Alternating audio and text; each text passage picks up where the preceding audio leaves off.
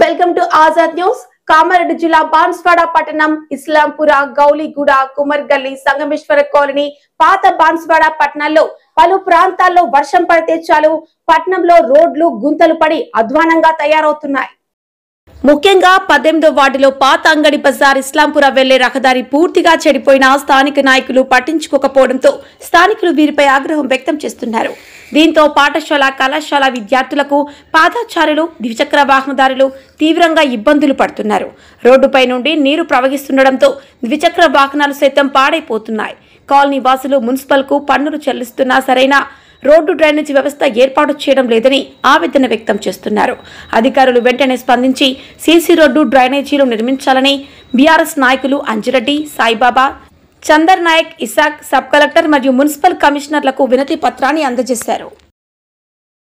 పట్టణంలో రోడ్లన్నీ గుంతలమయమైనవి. ఏ కాలనీకి వెళ్ళాలన్నా అక్కడక్కడ పెద్ద పెద్ద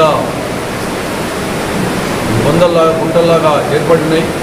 దాంట్లో వర్షంకు నీళ్ళు నిలవడం మూలంగా అనేకమైన ప్రమాదాలు జరుగుతూ ఉన్నాయి.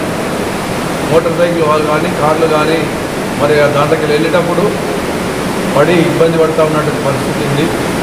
దాని కొరకని మరి మున్సిపాలిటీ నుంచి తొందరగా అటువంటి పనులను తొందరగా చేయాలని చెప్పేసి బీఆర్ఎస్ పార్టీ తరఫున కోరడానికి మున్సిపల్ కమిషనర్కు వినతి పత్రం ఇవ్వడం జరిగింది.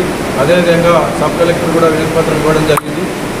నిన్న కూడా బాన్స్వాడ టు పిట్లప్ రోడ్ కూడా అదే అధ్వానమైన పరిస్థితిని కూడా ఆర్ఎండ్బి అధికారులకు కూడా వినతి పత్రం ఇచ్చినాం.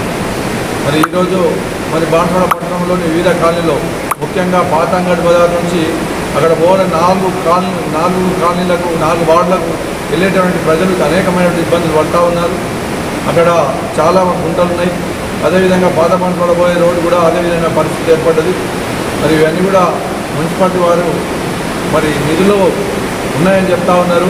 మరి దాన్ని కాంట్రాక్ట్ ద్వారా ఎంబడే మరి పనిచేస్తే చాలా బాగుంటుందని చెప్పేసి కూడా సందర్భం కోరుతా ఉన్నాం. ఎందుకంటే ఈ అధిక వర్షాల వల్ల కూడా చాలా ఇబ్బంది అవుతుంది జరుగుతున్నటువంటి పరిస్థితి.